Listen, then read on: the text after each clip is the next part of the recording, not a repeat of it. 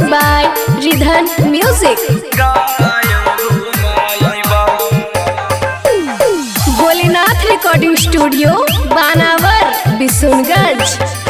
अग झूलुआ झुलाई बहु सारा का खेलवा देखाई बहु गे चाटा चौमीन खिलाई बहु। अग झूलुआ झुलाई बहु सारा का खेलवा देखाई बहु गे चाटा चौमीन खिलाई बहु। अगे बाड़ावर के मेलावा घुमाई बहु गे तोरा गया ले जाई बहु। अगे बाड़ावर के मेलावा घुमाई बहु गे तोरा गयो घुमाई बहु। अगे झूलुआ झुलाई बहु सारा का खेलवा देखाई बहु गे चाटा चौमीन खिलाई बहु। अगे झूलुआ झुलाई बहु सारा का खेलवा देखाई बहु गे चाटा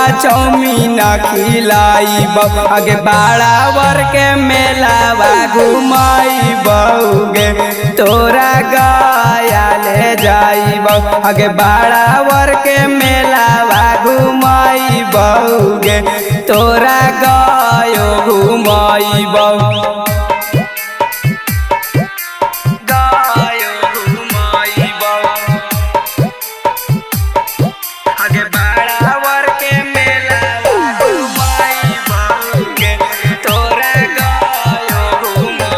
चलना जंगल पहाड़िया तोरा घुमई बहुगे छौड़ी तोरे साथे साता घरावा में घुसई बहुगे छौड़ी।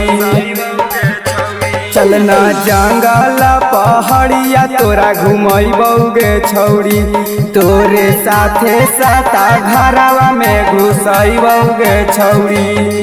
अगे सब कुछ की नाई बहु तोरा हम पहाड़िया चढ़ाई बहु गे मौत के कुओं देखाई बहु। अगे सब कुछ की नाई बहु तोरा हम पहाड़िया चढ़ाई बहु गे मौत के कुओं देखाई बहु। अगे बाड़ावर के मेलावा घुमाई बहु गे छौड़ी रे लावो चढ़ाई बहु। अगे बाड़ावर के मेलावा घुमाई बहु गे छौड़ी रे लावो चढ़ाई बहु।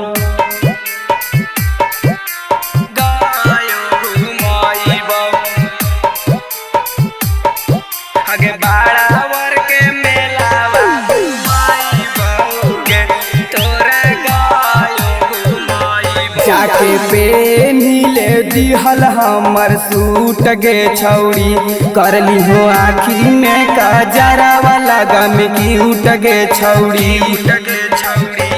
जाके पेन्हिले दिहल हमर सूट गे छौड़ी करली हो आखिरी में कजरावा लगम की उठ गे छौड़ी।